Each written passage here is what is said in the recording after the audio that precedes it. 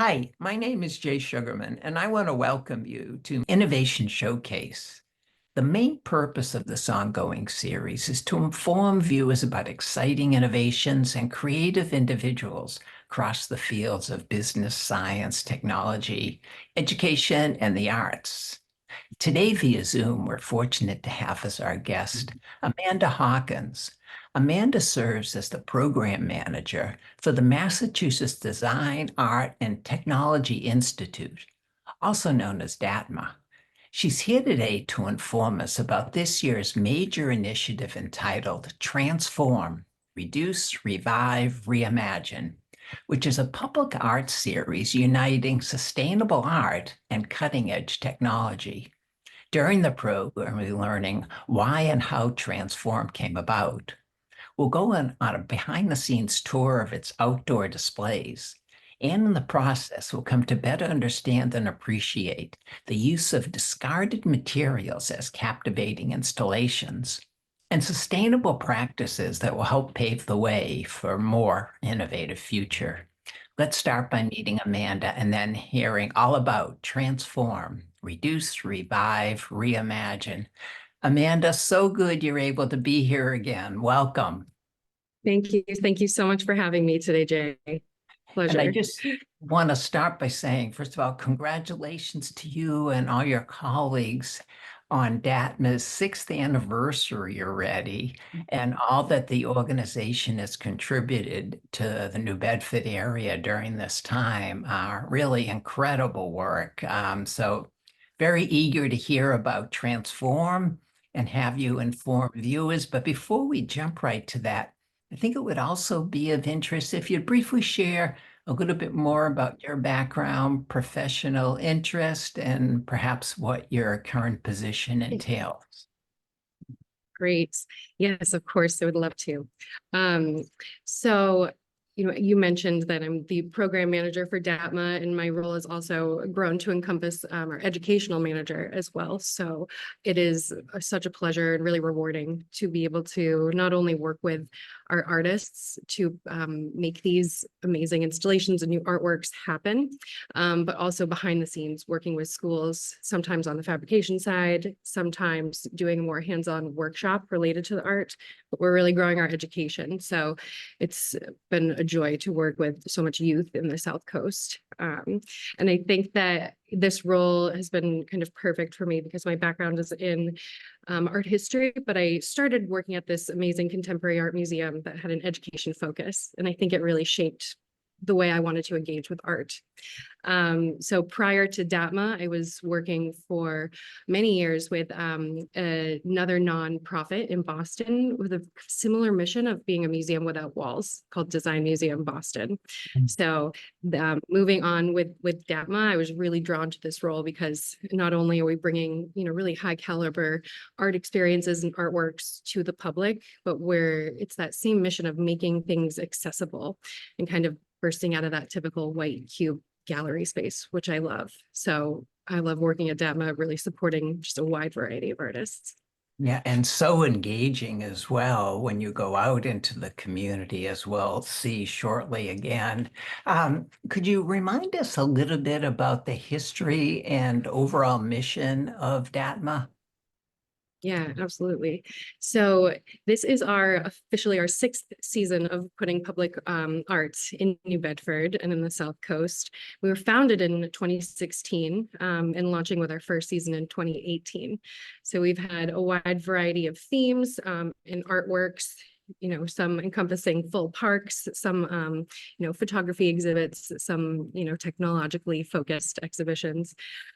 So our whole mission is really to highlight this intersection of design, art, and technology per our name, and really create these community learning experiences around them and kind of sparking this collaboration and an excitement around the art that we're actually putting up. So most of our projects have been temporary, seasonal in the past, but we're really fortunate that we've been able to produce pieces in the last couple of years that will be staying up, including our ones from this summer. Terrific. Well, moving on, how did the Transform initiative come about? Who was involved? It's a little bit about the collaboration, the theme. Yes, yes. So we have the fun job of choosing a new theme every year at DATMA for our exhibitions. So we like to mix it up. Some of our themes carry on for 2 years, which is the case for this year for Transform. So we find that we really get to grow and grow the collaborations and have more fun with it that way. So, we've had themes in the past like wind and water, more focus on the elements. But this year it was kind of more of a chicken and the egg situation between the theme and the artist, because we were really we had engaged with our lead artist, Bordalo, and had been, this takes years in the making. By the time you first contact, their team and develop an idea. So we had explored the possibility of working with Bordalo, and then kind of took it to our community and to our advisory committees. And the theme of Transform came about because we were really talking about this transformation of materials. And then we also kind of wanted to focus on upcycling and what we could do with that. And then one of our other exhibitions, the themes kind of emerged together, is all about kind of the transformative nature of technology on the South Coast and how we're seeing the changing landscapes and the new possibilities opening up with technology. So we're excited to see what we can do with this Transform theme for the next couple of years. Well, you've already done a lot with it, and you mentioned Bordalo. And for those of people not familiar, would you provide a little background for him and how that collaboration came about? Yeah, absolutely. So Bordalo, Artur Bordalo, he is a Lisbon artist and grew up with a really strong artistic background. His grandfather was a well-known painter and he studied art in Lisbon, but he really was drawn to the street art, graffiti art. And the more he became, finding his own voice in art, his direction really started focusing on building awareness around environmental issues, particularly problems of waste, the impact on the natural world, impact on animals, just by observation and being out and talking to other artists. So it really has led him to use a lot of discarded materials as a primary medium for his works, including discarded plastics, often what we call end-of-life plastics. So he's created this series called Big Trash Animals, and he's put up hundreds of these really gigantic, but fun, awe-inspiring, and powerful sculptures all around the world. Some of them are murals on buildings, and we were lucky to produce a freestanding sculpture here. But, it's really all about bringing light to the environmental and social issues through his work. We see here in the image him sitting on the right. And how did the choosing of the animal for this theme, this contribution, plastic rooster, come about? Yes. So, like I mentioned, he has hundreds of different animals around the world, and he chooses to make sculptures of animals because some of it is about, creating the vision of an animal whose habitat is being destroyed by the very thing that we're making the art out of. So there's this larger meaning here. And the rooster wasn't necessarily an endangered species here in New Bedford, but was definitely selected as a nod to and connection with our Portuguese community here in Fall River and in New Bedford. Like almost 40%, I think, in New Bedford, and over 46% in Fall River have, Portuguese ancestors and background. And it was such a fun celebration to bring this symbol, a well-known symbol of the Portuguese community, right downtown. Oh, fabulous. Can you give us a sense of the materials that were used, how they were collected, and then we're going to get into assembling this whole installation? Yes. So when we, got everything in order with their team and settled on doing a sculpture piece, they sent us kind of like a rider of plastic materials, things that they typically use. One, because they are end-of-life plastics, they often end up in a landfill. And two, because of the form and the kind of shape that they have learned over the years, that certain plastic materials really work for their sculptures. So we collected, it was up to DATMA on our end to collect all of the plastic materials. It's a lot more sustainable and affordable that way. And then we really engaged with the community. We worked with the city of New Bedford, their waste departments, recycling departments, transfer stations, to support this piece. But we also had a lot of local schools, organizations, and individuals coming by, dropping off their kid toys, bringing some traffic cones that had been run over. So it's full of all these materials from all over the South Coast. And I believe you also had some high school students involved in the collaboration. Yes, they were an essential and really early part of this collaboration and saw the whole project through with DATMA. We're so fortunate to have this awesome partnership with the Greater New Bedford Regional Vocational Technical High School. So we worked with the students at VOC, and we worked specifically with 11th grade students in the metal fabrication department under the advisement of their awesome teacher, Steve Flowers.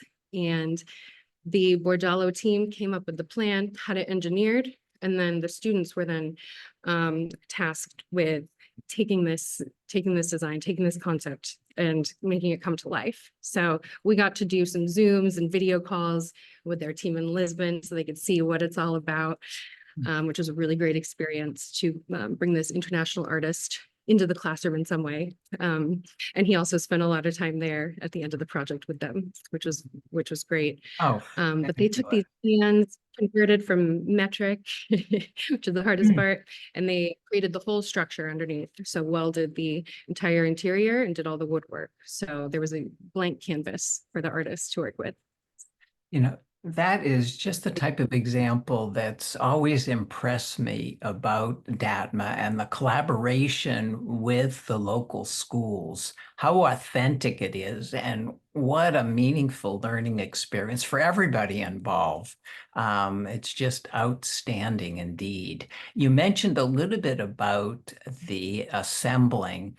What were some of the processes involved as we look at some wonderful images, some of the challenges maybe? Yeah. So, like I mentioned, just working remotely with a team, I think was a challenge, but also a learning experience for them and for us. And having to find the balance of communicating, but also knowing when to just push forward with the project. They're a very busy team, and the students got like a real, exposure to how art is produced and who is involved. So they saw a lot of behind the scenes. Welding the structure at the school itself took a couple months, lots of hours, lots of dedication from the students. To make this like exactly how the artist wanted it. And they provided they did all the structural support. They even created the rebar cage underneath, and the city really helped support us. So we had the city of New Bedford and DPI also helping on the site, making sure this was safe and secured. And here's an image of some of the seniors and juniors installing with their professors, with their teachers here. So they really were here for the whole process, and then came back to see when Artur was doing the plastic portion as well. So yeah, and I think you can kind of see the crane operator there is also an alumni of VOC. So lots of Fabulous. Good people. Yes. So involved. Very involved. Yes. And they built so well in the last 3 years. oh, they must be so proud to be able to have this structure and know the important input and contributions they've made to it. Just going to help them obviously go forward in their upcoming careers. Yeah, it was important for us to stress that as well. We want as long as this piece is up, we are going to be shouting their names from the rooftop. And just like Archer's name on this piece, all of their names, all of their contributors will be are credited on the site. So you can read more about their work, see more online, and we love just staying in touch with them and seeing where they're going to go. Just a They had quick such a blast team. Mhm. Just a quick word. How are the materials assembled onto the sort of naked structure there? It was a really unique process to witness. When Archer and two of his teammates to the left of him in this photo here, when they arrived, we had most of the plastic materials on site. We had like the tools ready for them, and they dove right in. It's not new to them. So they cut these plastic materials right on site. And what they do, they definitely have methods of layering and color matching and creating these different areas. So his two team members there kind of did the base layer of colors, and there was this color blocking, but everything is attached with these really long and intense wood screws that are really secured in. So, and it was really unique to watch because they would do things on site and they would all stand back and kind of analyze and figure out the best piece to use for the beak, best piece to use for this. So it was a really natural, organic process. Wow, fabulous. I Watch. mean, those colors just jump right out. So captivating. Just fabulous. And Yeah. looking at this crowd around it, what's been some of the reaction and feedback from the general public to the plastic rooster? Well, we've seen nothing but really warm embrace for this new sculpture downtown. It is right on the sidewalk. You really can't kind of miss it when you're walking by. So not only is it kind of a fun new landmark, but just really embraced, and it is kind of inspiring this awe and sparking conversation. People want to learn more. We see a lot of children engaging around it.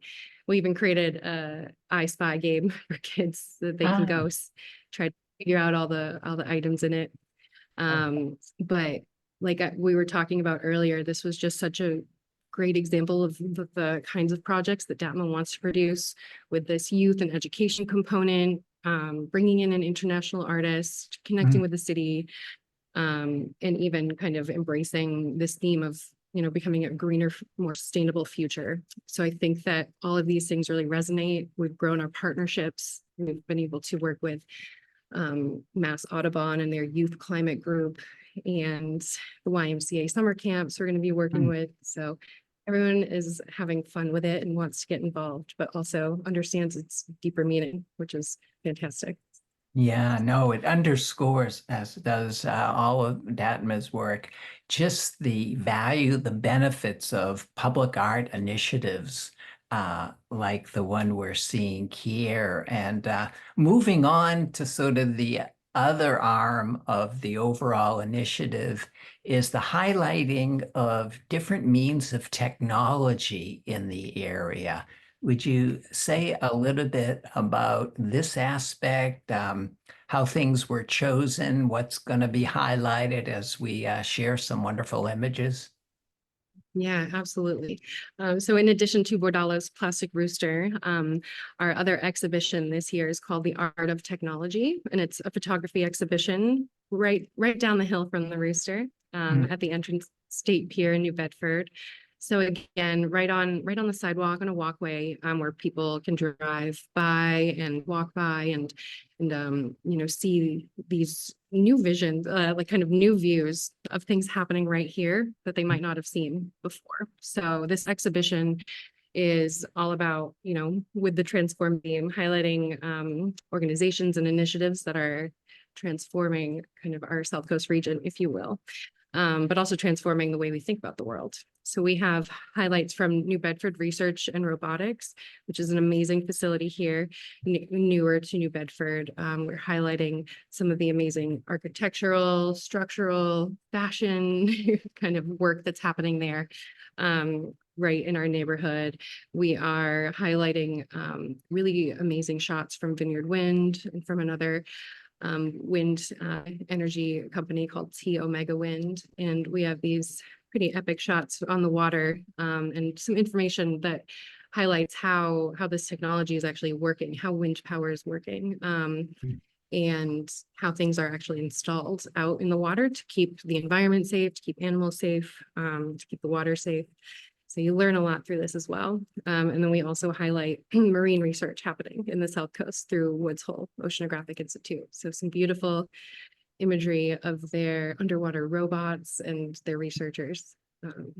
And you offer tours, as we see here with, in this case, Executive Director of DATMA, Lindsay Misch. Are those happening rather often? How does that work? Yes, so we just had the Seaport Art Walk tour last week, which was really fantastic. We're always active during the second Thursday celebrations that happen in New Bedford called AHA Nights. So check our calendars. Sometimes we're doing a hands-on kids event, sometimes we're doing tours. But the beauty of this is that all of our public art is can be a self-guided tour as well. So we have ways to connect when you see all of these photos. If you want to connect with any of these places, learn more, see a video of what's actually happening, you can kind of scan the QR code and take that virtual tour yourself. But yes, we will be giving more tours this summer, and we'll be on our events calendar as well.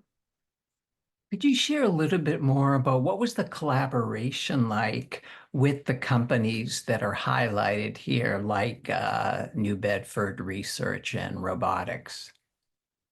Right. So we've collaborated with NBRR in the past, so it wasn't a new relationship. We have very similar missions, and they're so education focused as well. So it was an easy kind of pitch for them. But we came up with this concept, and really wanted to highlight the technology, and met with our advisory committee, met with community members, and brainstormed like what buckets really represent the South Coast and the industries that are growing, and that people want to connect with the most. So we approached each of these organizations, found the right people, and worked with them on the imagery that we wanted to highlight and the story we wanted to tell. What's covered in this part of the tour, the walk, where it says Ocean Frontiers? Yes, Ocean Frontiers. That's probably one that you'll want to check out our website on the most, because we have some very cool videos on the online portion of this exhibition. But this mostly features content from Woods Hole Oceanographic Institute, and not only the marine research that they're doing there, the mission of the organization, the conservation, environmentalism, but also the really cool technology and these amazing underwater robots. So we have some really fantastic shots of these things doing what they do on the floor of the ocean, and explaining how they work, what they're there to capture, and the samples that they take. So it's a really cool look into things that I definitely did not know too much about before putting on this exhibition. So we want people to see all the amazing things happening around us. No, look forward to exploring those videos sometime soon. And again, see people very engaged in the tour, the posters, just a wonderful complement to the use of art that we highlighted earlier, the blending, as we said at the very beginning, of art and technology. Yeah, absolutely. Everything we do, we put up, we kind of think of how we can grow the life of it, who we can work with, instead of just putting an exhibit or art up. We keep it very active. In the last photo, even there was someone from the Vineyard Wind team there joining us, their educator, to speak about their project as well. So it's been such a great exhibit to work on with people right here in our community. Nice. You mentioned education, as you alluded to in your introduction, that's one of your major responsibilities, different workshops, collaboration with schools. And here we see one of the earlier workshops, I think in May. Could you share what's highlighted here and what adults and children have the chance to participate in? Yeah, absolutely.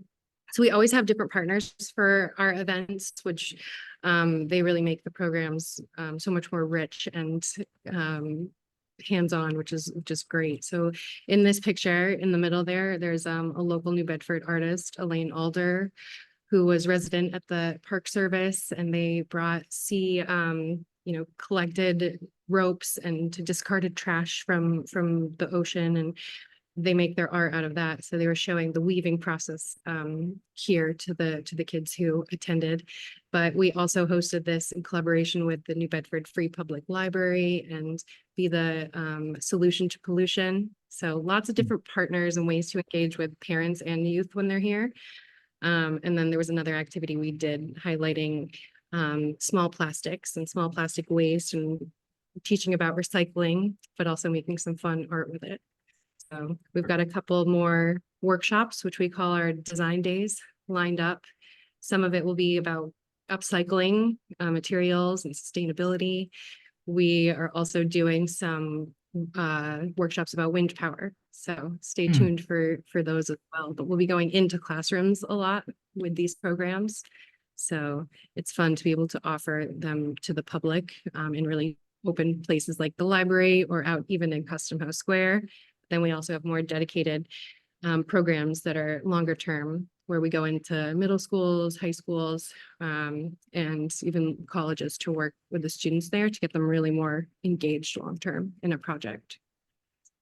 Terrific, terrific. You know, I mentioned at the beginning this being the sixth anniversary. So I'm assuming it's come to the point where people in the community, organizations, schools are looking forward to what DATMA has in store for the coming year so they can get involved, participate. Is that the case that you're finding?